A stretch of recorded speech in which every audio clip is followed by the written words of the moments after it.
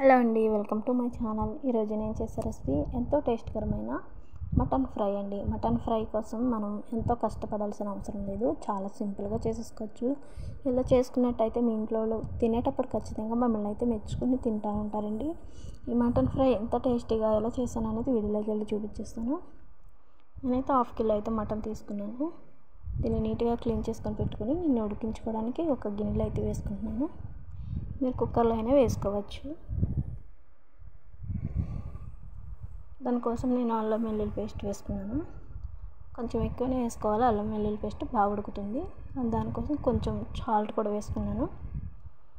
అవి వేసేసి ఇలా బాగా మిక్స్ చేసేసి నేను 2 కప్పులు వాటర్ అయితే వేసుకుంటున్నాను.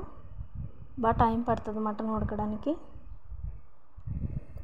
ఇలా 2 కప్పులు వాటర్ అయితే వేసేసుకొని మనం ఉడికించేసుకుందాం.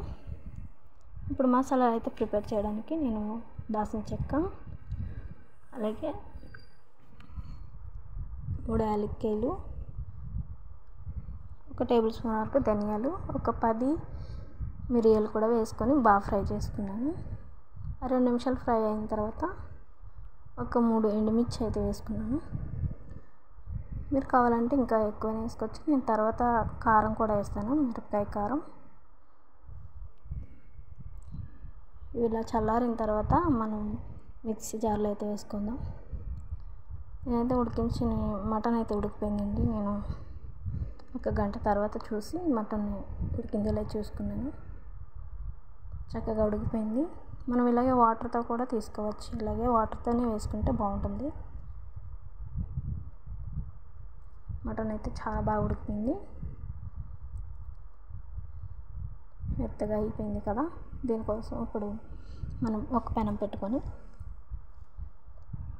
అందులో 2 టేబుల్ స్పూన్ వరకు ఆయిల్ వేసుకున్నాను. అందులో ఒక బిర్యానీ ఆకు, కొద్దిగా జీలకర్ర వేసుకొని 2 నిమిషాలు ఫ్రై చేసుకోవాలి.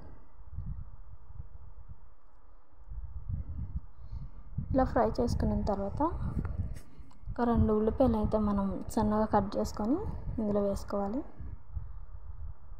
మీరు ఎంత వీలైతే ఎంత సన్నగా కట్ చేసుకున్నా పర్వాలేదు. ఇదైతే బాగా ఫ్రై అయ్యేదాకా మనం కలుపుకుంటూ ఉండాలి. చూడండి, ఇలా అయితే కలర్ చేంజ్ అయింది కదా. ఇలా ఫ్రై బాగా అవ్వాలంటే ఉల్లిపాయలు బాగా వేయించుకోవాలి. అలాగే ఇప్పుడు మనం ఉడికించుకున్న మటన్ కూడా వాటర్తో పాటుగానే వేసుకోవాలి.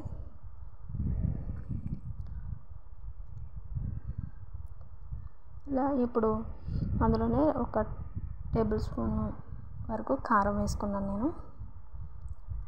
మీరు కారం సరిపోదనుకుంటే ఇంకొంచెం కూడా వేసుకోవచ్చు. అలాగే మనం మిక్సీ పెట్టిన మసాలా పౌడర్ కూడా వేసుకున్నాను. ఇందాక కొద్దిగా వేసాం కదండి, ఇప్పుడు సరిపోయినంత సాల్ట్ కూడా వేసుకొని బాగా మిక్స్ చేసేసుకోవాలి. బాగా మిక్స్ చేసేసి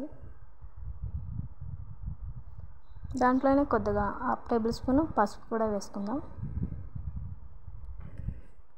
పసుపును కూడా వేసిన తర్వాత ఇంకా బాగా మిక్స్ చేసేసి మనం ఇలా ఫ్రై అయ్యేంత వరకు ఇలా కలుపుకుంటూ ఉండాలి. దగ్గర పడేంత వరకు మధ్య మధ్యలో కలుపుకుంటూ ఉందాం.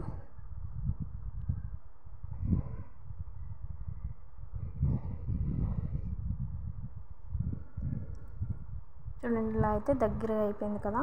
ఇప్పుడు మటన్ అయితే చాలా ఫ్రై అయిపోయినట్టే ఆల్మోస్ట్. ఇందులోనే మనం చిల్చి పెట్టుకున్న పచ్చిమిరపకాయలు ఒక 4, ఒక 2 రెమ్మలు కరివేపాకు కూడా వేసుకొని బాగా మిక్స్ చేసేయాలి. ఇంకా అంతేనండి, మనమైతే స్టవ్ ఆఫ్ చేసుకొని దించేసుకోవడమే. మీ దగ్గర కొత్తిమీర ఉంటే కొత్తిమీర కూడా వేసుకోవచ్చు. ఓకే ఫ్రెండ్స్, వీడియో నచ్చితే ఒక లైక్ చేయండి ప్లీజ్ ఫ్రెండ్స్, సపోర్ట్ చేయండి నాకు కూడా.